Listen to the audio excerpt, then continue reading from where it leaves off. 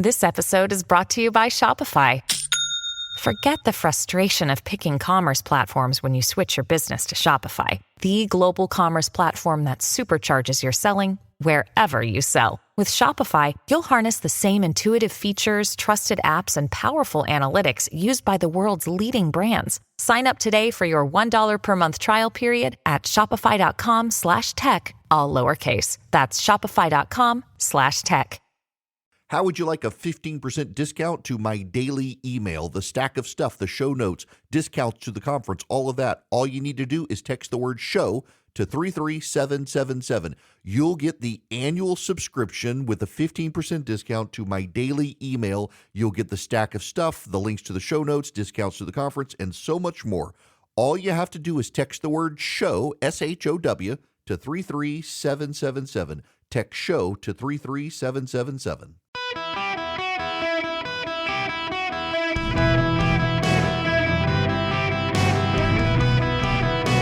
Welcome to the Eric Erickson Show podcast, Hour 3.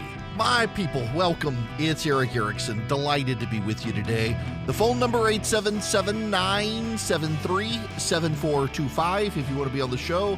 As always, text Eric, E-R-I-C-K, to 33777. You can get the show notes, the live stream, the podcast, social media links, all that. Man, what a game last night. The poor old Detroit Lions. They got further than they've been since 91.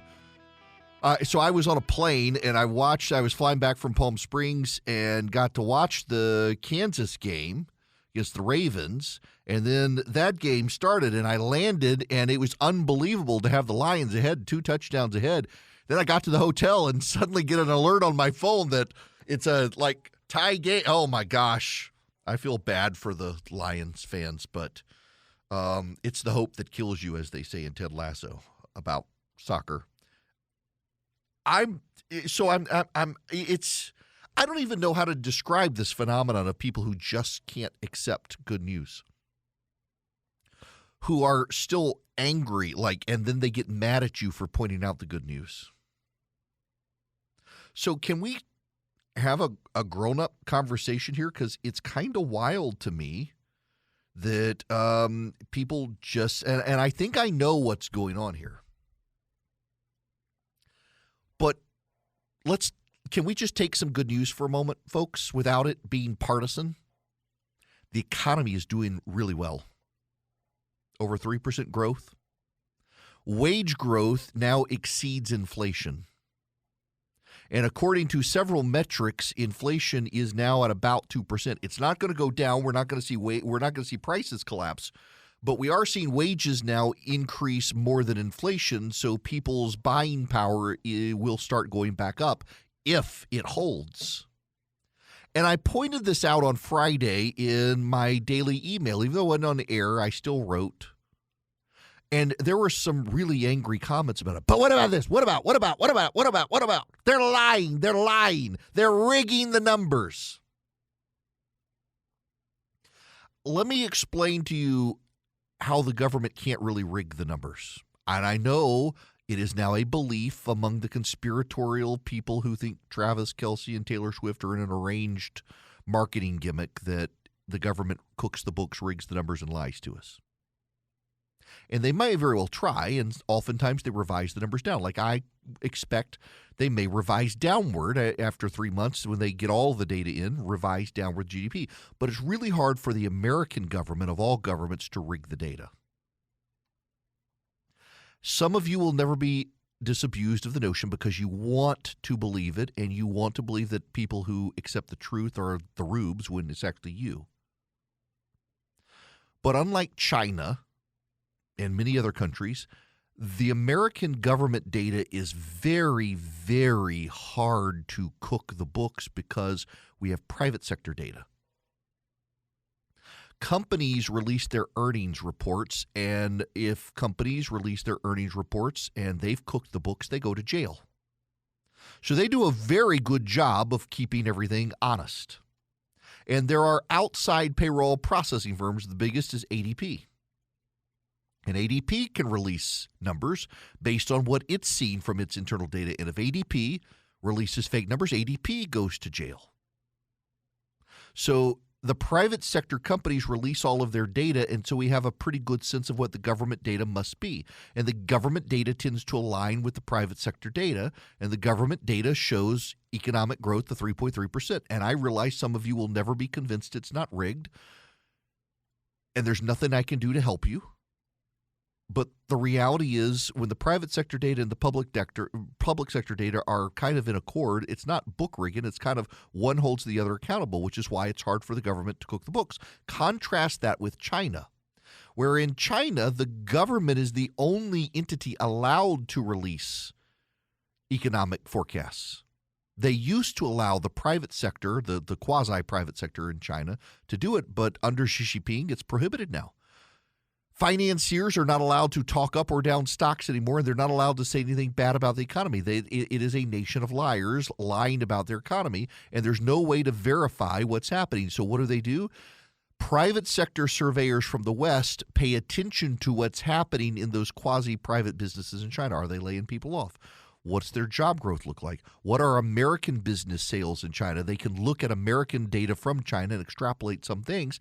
And so, again, it's outside analysts have to use the quasi-private sector in China. And I say quasi-private sector because it operates in ways as private sector, but it's still ultimately controlled by the communists. But there are ways to get a sense of what's happening in China through this private sector data in a way that you do here that economists have figured out. And our American data, it's just extremely hard for the government to rig it, despite what the conspiracy theorists say and what you might believe, because of all the private sector data. So the reality is our economy is doing well. The European economy is barely growing. China has been in a depression. Japan is stagnant. In the United States, this is from the Washington Post, despite lingering consumer angst over inflation, the surprisingly strong economy is outperforming all of the major trading partners. Since 2020, the United States has powered through a once-in-a-century pandemic, the highest inflation in 40 years, and fallout from 2 foreign wars. Now, after posting faster annual growth last year than in 2022, the U.S. economy is quashing fears of a recession while offering lessons for future crisis fighting. Inflation is cooling. The economy is growing 3.1% over the past 12 months. Wages are rising. Can we just take the good news? And a lot of people, I think the reason they don't want to take the good news is there's a nervousness that it helps Joe Biden. That's why they don't want to take the good news. Because they're afraid if they embrace the good news in their lives and the lives of their neighbors, that it helps Joe Biden. And in fact, this is from NBC News. After a year of recession doomsaying, an unexpectedly resilient economy is boosting the White House as it ramps up selling its record to Americans who've just started shaking off the quote-unquote vibe session. At the same time, senior administration officials say they're increasingly confident the situation on the ground can largely speak for itself. The economy grew at 3.1% pace between the fourth quarter of 2022 and the same period last year. Every inflation measure is cooling. The job market remains strong. The stock market has hit record highs. Wages are now surpassing the inflation rate. The growth of wages offsetting inflation. People are starting to have more money in their pocket all of a sudden. And that trend line, if it continues, which is likely, will rebound the economy. And we may get out of this without a recession. Now, I will tell you, I'm still convinced something wicked this way comes. I'm still convinced there's a black swan event. It could be war in the Middle East. It could be oil prices spiking because of events in the Middle East. It could be lots of other things that crater the economy. I still think it could happen. At the same time, never bet against America. Never bet against America. Does Joe Biden get credit for it? I think the private sector gets credit for it, but historically, whether it's fair or not, presidents get blamed for a bad economy and they get credit for a good economy. Presidents get the credit. Whether it's fair or not, presidents do. I don't think I or you should be talking down the American economy when it's actually a success story right now. I don't think we should do that. There are other things we can talk about. We can still talk about crime. The Biden administration continues to fail on crime. We can talk about the border. It's a huge issue. We could talk about the escalating events in the Middle East. But why beat up the American economy when it's starting to help people? Here's the problem politically. If you and I aren't willing to accept the reality, if we're going to peddle conspiracies and tell people it's really not that grand or glorious, it's really not the good economy. When they start feeling it, and this is one of the advantages Republicans have right now, is despite all the economic data, people aren't feeling it. But the trend lines I'm pointing out to you suggest that they will begin soon feeling it. Look, people's take-home pay is less than it was, even though wages went up. A lot of people got pay raises, but their take-home pay went down because inflation was so high. But people are still having their pay boosted. Maybe not you specifically, but generally, wage rates are going up for people. And because the wage rates are going up for people, the wage rate is now exceeding the inflationary rate, which means all those people who are taking home less money because of inflation are beginning to take home more money, so their spending power is up. That means they can spend more money. That contributes to the economy. And when people start seeing that and you're down in the economy, dogging the economy, and people are starting to feel it, they're going to think you're out to lunch. There is, however, angles for the GOP to play in this. One is the economy is still overall, it's not where it should be or could be. The economy is better, but that's like when you get over a sickness and you still got all the gunk in your chest you're having to cough up, where the Americans are still coughing up the gunk of Joe Biden's Bidenomics. Likewise, where's the biggest growth in the economy right now? Government. It's not the private sector, it's the government. So there's lots of good economic news out there, and it's economic news we should be cheering on. But we can also rationally talk about what's, instead of dogging the economy, saying the numbers are made up, it's not real, the economy's not doing that well, we'll point out, yeah, the economy is doing well, but government's growing faster than the private sector, and that's a problem. Point out, yes, wages are going up, but they're going up only in terms of inflation because the Bidenomics caused real earnings growth to go down. So, yeah, we've turned the corner, but for Joe Biden, our wages would be higher than they are, and our take-home pay and spending power would be more than it is. But also just take some good news. I remember when George Bush was president. I remember he came in and a recession started, and the Democrats accused Dick Cheney, as the then vice presidential nominee, of talking the American economy into a recession. They credited Dick Cheney with having so much power that he could talk the American economy into a recession. And when the recession broke and the economy rebounded, the Democrats kept talking down the economy. And you get to 2004, and John Kerry runs for president. And John Kerry isn't just making an anti-war statement. He's talking down the Bush economy, and it's roaring for people. And John Kerry, in addition to being flip-flopping and wishy-washy and bad on national security issues, Americans felt like John Kerry was lying to them and not honest because Americans were feeling the economic recovery, and John Kerry was telling them their lives still sucked. We need to be very careful about putting ourselves in a position where Americans feel like we're lying to them and telling them the economy's bad when they feel like it's good. Right now, people still feel like the economy is bad, and I totally understand that. People haven't begun to feel the benefits, but what I'm telling you is if the trends continue, they're going to. And we should not be worrying them and poo-pooing an economy that is actually, in spite of Joe Biden's best efforts, doing well. And here's the thing, and this is the great selling point for the GOP, I think, is you say the economy is doing well right now. Imagine how much better it would be doing but for Bidenomics. Imagine how much better it would be doing but for Bidenomics. And I think, given Americans' disdain for Joe Biden, there's a persuasive case that, yeah, we're recovering, but it could be a whole lot better but for Joe. Lucky Land Casino, asking people, what's the weirdest place you've gotten lucky? Lucky? In line at the deli, I guess? Aha, in my dentist's office.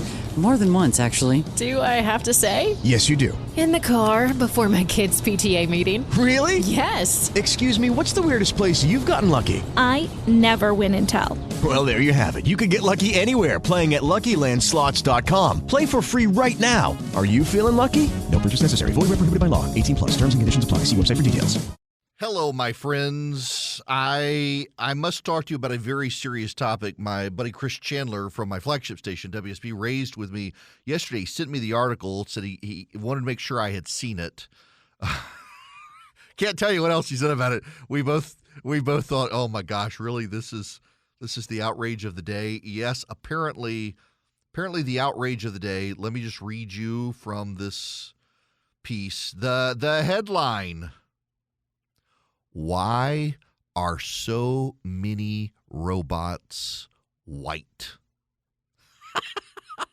And in fact, they include this caption of a robot, and it says, "This little guy is very cute and very white." This is written by, of course, a professor of sociology at the University of Pittsburgh. Problems of racial and gender bias in artificial intelligence algorithms and the data used to train large language models like ChatGPT have drawn the attention of researchers and generated headlines, but these problems also arise in social robots, which have physical bodies molded on non-threatening versions of humans or animals and are designed to interact with people. The aim of the subfield of social robotics, called socially assistive robotics, is to interact with even more diverse groups of people. Its practitioner's noble intention is to create machines that will best help people help themselves. The robots are already being used to help people on the autism spectrum, children with special needs, and stroke patients. But these robots do not look like people or interact with people in ways that reflect even basic aspects of society's diversity. They're upset that rates of diagnosis of autism in children of color are higher than for white kids, and yet they're stuck with white robots. White robots, yes, the races of robots. By the way, do you know why the robots are white? Because it's easier to see the germs and the dirt and to clean them if they're white. It's actually cheaper to produce a black plastic than a pure white plastic. So one, the white makes it look higher end, but also because they're used in so many clinical settings, it's easier to see the dirt and grime and clean them if they're white. That's why. It has more to do with the visibility of the plastics for sanitation than anything else. And yet it's been interpreted by people who see race in everything as some sort of racism. And we need multicolored robots now. That's the thing. We got to have multicolored robots in the world. Oh, aren't these classified as first world problems? The white robots. The same reason the white iPad was the white iPad. The white plastic's more expensive. It's easier to see the grime and the germs. Come on, people, grow up. Good Lord. Americans for Prosperity is a grown-up organization helping conservatives around the country grow the movement and grow the fight for freedom. I spent time with some great AFP people over the weekend, and they are just putting points on the board for school choice around the country. They're championing school choice. They're championing fiscal sanity as the fiscal cliff approaches to avoid tax cuts. Do you know there are some conservative groups now that are even embracing carbon taxes? AFP is fighting against that nonsense. They are fighting for free markets and free people. They want you on their side. All you have to do is go to americansforprosperity.org/Eric. americansforprosperity.org/ERICK. Go fight with Americans for Prosperity for limited government, for free people, for school choice, for families. They'll teach you how to be better activists. They'll educate you, give you the arguments. They'll teach you how to be persuasive, how to persuade your neighbors in your local government, your state government. Americansforprosperity.org/Eric. They've got chapters in 36 states. They're organized in the others. Be a part of a movement. Americansforprosperity.org/ERICK. Go sign up today. Okay, round two. Name something that's not boring. A laundry? Ooh, a book club. Computer solitaire, huh? Ah, sorry, we were looking for Chumba Casino. That's right, ChumbaCasino.com has over 100 casino-style games. Join today and play for free for your chance to redeem some serious prizes. ChumbaCasino.com. No purchase necessary. Void where prohibited by law. 18+ terms and conditions apply. See website for details. Hello, America. Welcome. Delighted to have you with me. Can we talk about natural gas? The President of the United States has decided to shut down LNG terminals in this country and prohibit exports. They claim it is for climate change. They claim it is to help America get over climate. White House climate advisor Ali Zaidi was asked, can you share the amount of greenhouse gas emissions that this would cut? Can you share the amount of greenhouse gas emissions that this rule would cut in the short term? Can you detail that in any specific way for people to understand? I think that's part of what this review is all about, is to understand what are the implications of LNG. We've started to learn more about leakage rates at different parts of the supply chain, upstream, midstream, downstream. We've started to learn a lot about what happens to LNG as it's chilled and then shipped overseas. We're also seeing major shifts in the demand for this product. What is it backing out on the other end?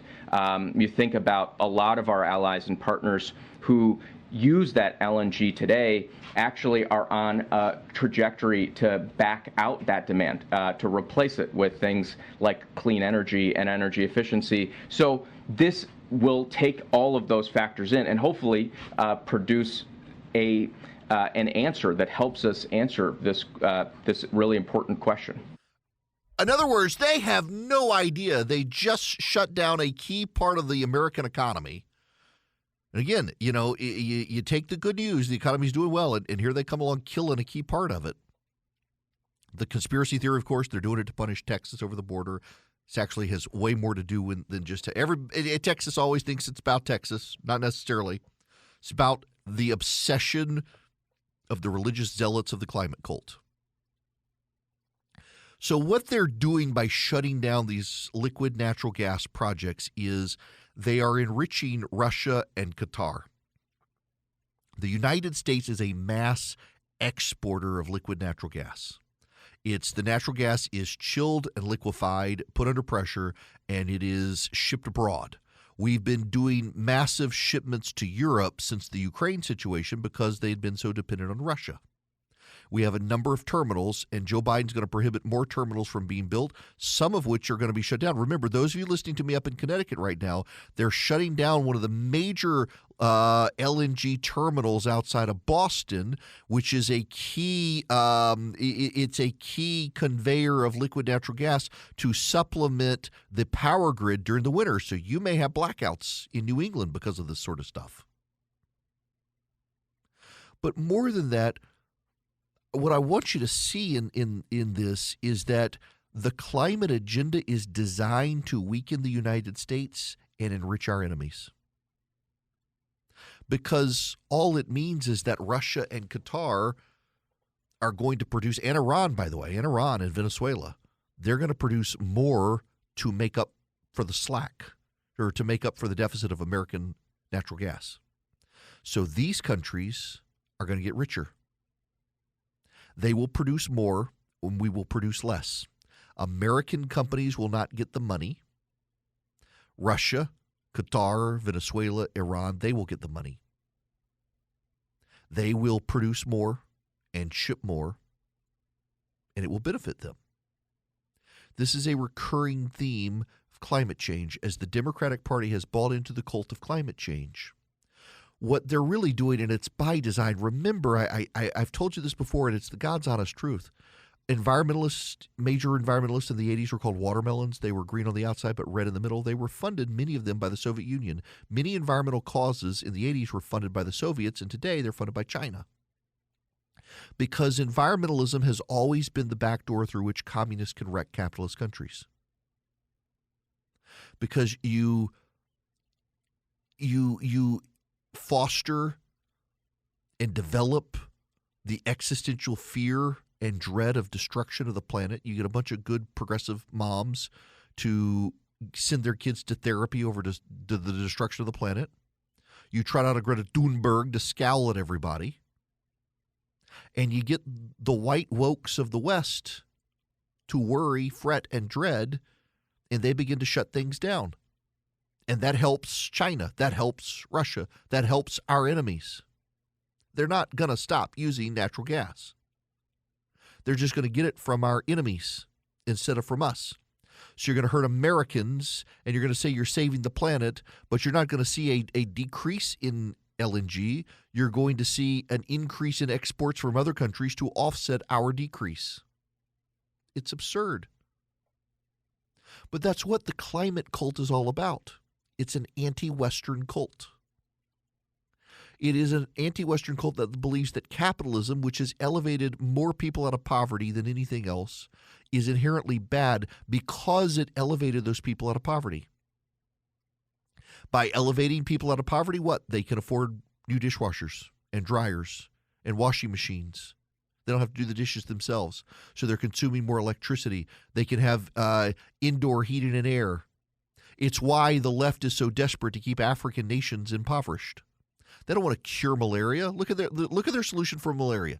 Instead of spraying DDT to kill the mosquitoes, in low-dose DDT, they scared everybody about it, the silent spring, and could have done low-dose DDT, killed malaria. Instead, what was the left solution? Well, we'll just have them sleep in tents at night. That's what it is. We'll just let them sleep in tents at night. And in the process, in the corruption of it, they keep African nations impoverished. And in keeping African nations impoverished, they're not giving them reliable power. They're not giving them a reliable power grid. They're not giving them heating and air systems, because the fear of the left so often is that if you give them heating and air solutions, they build up a power grid, well, suddenly their carbon emissions are going to go up. They wish your quality of life to go down. And in your quality of life declining, they sleep well at night. And they're never going to give up. We talked about this last week. They're not going to give up their private jets. They're not going to give up their lifestyle. They want you to give up your lifestyle. They want you, they want the decline of your lifestyle while their lifestyle is elevated. They want to shut down businesses around the country making money through the production of oil and gas. It emboldens our enemies. It weakens our economy. It lowers our quality of life. It produces blackouts and power grid struggles in this country. And that's what they want to do. That is the design of what they want to do. So the Biden administration is doing something new as well. They're proposing some legislation. Get this. So they're proposing legislation that would build out the power grid, but not just build out the power grid. It would also build out pipelines in the country. It would not just build out pipelines in the country. It would rapidly increase permitting in the country for oil wells. They're calling it permitting reform. And now you want to know the kicker in the permitting reform? It would appropriate $3 billion to increase capacity of power and gas, and it would send that $3 billion to the nonprofits and local governments who participate in the environmental review process. And it would require FERC, the Federal Energy Regulatory Commission, to pay the expenses of those who intervene in regulatory proceedings but can't afford to. In other words, according to the permitting reforms the Democrats want to do to speed up oil and gas pipeline approvals in this country, they'll actually appropriate $3 billion to give to the nonprofits that are opposed to the oil and natural gas pipelines, to be able to sue the regular. I mean, this is so Orwellian. You got to laugh at the hubris of it, that people are starting to realize this is actually a horrible, horrible reform idea. They're calling it permitting reform to speed up the process, and they're actually going to pay nonprofit environmental groups to sue the oil companies to prevent the permits from getting approved. That's their regulatory reform. It's all by design. It's all so deeply demented. It's all to lower our quality of life while they sacrifice nothing. How many Americans are going to be put out of work? And by the way, we know there's a real problem. So why is there an LNG terminal in New England outside Boston? Why is there an LNG terminal, a liquid natural gas terminal, outside Boston? Any idea? Because of the limited pipelines into New England. That's why there's an LNG facility in Boston, in the harbor. It's to unload. It's not to export natural gas. It's to import natural gas from down the eastern seaboard because they don't have enough pipelines into New England. The regulators have blocked construction of new pipelines into New England for natural gas. A lot of those states, led by environmentalists, they don't want new pipelines. So they had to build an LNG terminal to have LNG shipped in by ship from Florida and other states. And now they're shutting it down, and they don't have the capacity of the pipelines to get more up there.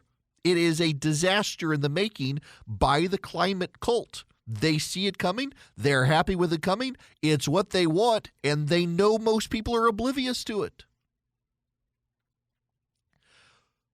10 years ago today, I was waking up to my wife having cracked her tailbone. Why did my wife crack her tailbone? Because 10 years ago yesterday, the Southeast got a massive snowstorm. An hour south of Atlanta, we got 4 inches of snow in our backyard. Yesterday on radio, I started at 4 p.m.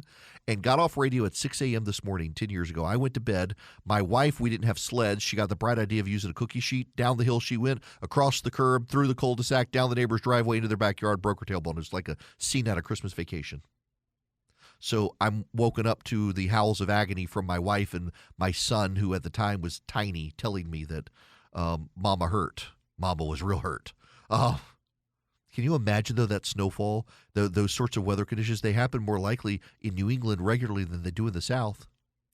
You're going to be down some power plants up there. They're turning off coal-powered plants. They're shutting down the liquid natural gas. They don't have enough nuclear. They say they're going to rely on wind and solar. Guess what happens when the snow covers the solar panels and the wind doesn't blow? What's going to happen in New England? It's all readily predictable. It's all part of the plan. It's all by design. It's all malicious. It's designed to wreck our economy. It's designed to lower your lifestyle. They won't sacrifice anything. They want you to sacrifice everything. You want to understand why Trump is doing so well? It's stuff like this. Because the middle class understands the elite are out to get all of us. They're out to get us. They're out to get us to give up our way of life while they sacrifice nothing. They're out to ruin businesses while they sacrifice nothing. They're out to ruin your quality of life while they sacrifice nothing. And people have decided instead of fixing it, they just want to smash the regime. You can't really blame them. It's like the elite trying to control our currency and trying to control your spending, trying to get you to switch to credit cards and get away from cash. They don't want you to use cash anymore because they can't control and monitor your spending. It's a secret war on cash. Swiss America has been sounding the alarm about. With soaring interest rates, squeezing the economy, banks teetering on collapse, Swiss America can educate you on ways to protect your hard-earned assets right now. Get and read their shocking report, The Secret War on Cash. Your copy's free. All you have to do is call or text my name, Eric Erickson, to 800-289-2646. The all-out war on cash is spreading daily. It's business and government together trying to control the way you spend money.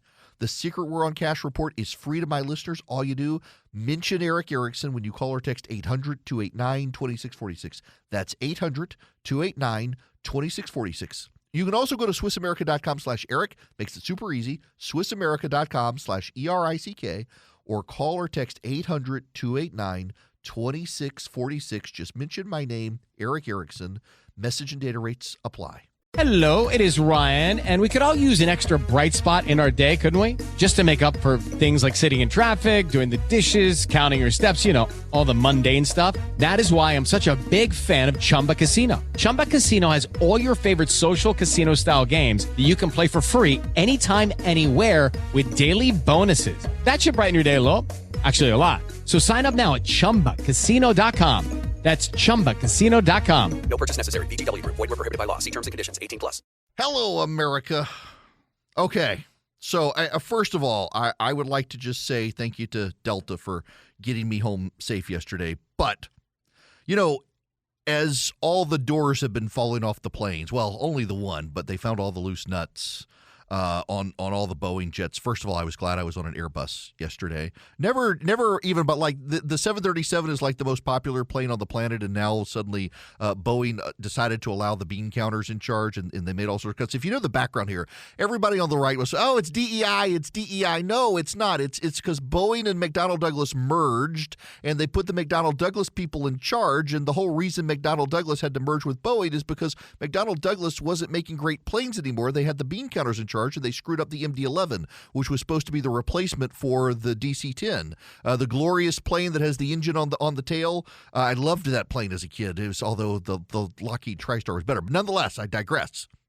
So they merged, and they put the bean counters from McDonnell Douglas, who had screwed up McDonnell Douglas, in charge of Boeing, and they started nickel and diming and outsourcing a lot of stuff. So, for example, they outsourced inspections to India because they could save money because the unions in the United States were charging so much. And stuff like that began to degrade the system. It had nothing to do with DEI. However, there is a DEI problem, obviously, when you have, for example, United Airlines highlighting how much it's put into so much diversity as opposed to the caliber of the candidates for office and so much of the caliber of the people who are flying. If you've seen some of the videos some of these airlines have trotted out, it does make you wonder, what are they? It's not exactly safety first for some of them. Well, as this has become a big thing, people on the right have been talking about it. You will not be surprised to learn that NBC News has an expose. How right-wing influencers turned airplanes and airports into culture war battlegrounds. Now, last I checked, if you're the one out there bragging about the drag queen flight attendants, you're the one engaged in the culture war, not the rest of us who are pointing out the absurdity of it. This is what happens with the left, is the right responds to the dumb things they've done. They're like, oh, you're just in the culture. We are fighting the culture. No, we're just responding. I mean, you're the guys who did the promotional video showing the drag queens down the aisle. Now, I just got to tell you, as someone who's been flying since I was 5-year-old and have literally been in a plane crash and had to go down the slide as an 11-year-old by myself with no parents on the plane, the drag queen flight attendant wearing the high heels is not getting off that jet without a broken ankle. So maybe actually like if you're going to do that, like highlight something other than the flammable hair and the 3-inch high heel shoes that aren't going to allow you down the slide without ripping the slide. The whole thing's just absurd, people. It's absurd, and the fact that we're pointing out the absurdity of it doesn't make us the culture warriors. It actually makes us the sane people. Now, I do think there are too many people on the right. Like, you got people on the left who they cash in on the conspiracy theories, and they cash in on, well, I mean, look at, like, what's her name from the 1619 Project. She's cashing in on this systemic racism, and everything is systemic racism, and everything's racism. I mean, for God's sakes, one of the things I've had to talk about today is white robots are a sign of racism in the world. Seriously.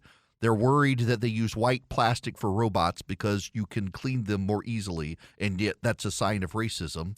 When everything is racism, nothing's racism is what they do. But on the right now, you've got all these people making money off of DEI. So if anything happens, it must be DEI. Maybe, but also maybe not. Maybe the world is full of shades of black and white and gray and other colors, and sometimes it's the bean counters and not the DEI people. Sometimes you got to be able to nuance and synthesize. And I think the internet has made us all so stupid that you literally do have people out there who believe that Travis Kelce and Taylor Swift are in a conspiracy theory to get Joe Biden elected in an arranged, manufactured media marketing campaign instead of being in a relationship, and that Roger Goodell really wanted the Lions to lose. I assure you, he probably wanted them to win. Would have been great ratings to see Detroit headed to the Super Bowl. Hello, it is Ryan, and we could all use an extra bright spot in our day, couldn't we? Just to make up for things like sitting in traffic, doing the dishes, counting your steps, all the mundane stuff. That is why I'm such a big fan of Chumba Casino. Chumba Casino has all your favorite social casino-style games that you can play for free anytime, anywhere with daily bonuses. That should brighten your day a little. Actually, a lot. So sign up now at ChumbaCasino.com. That's ChumbaCasino.com. No purchase necessary. VGW Group. Void where prohibited by law. See terms and conditions. 18+.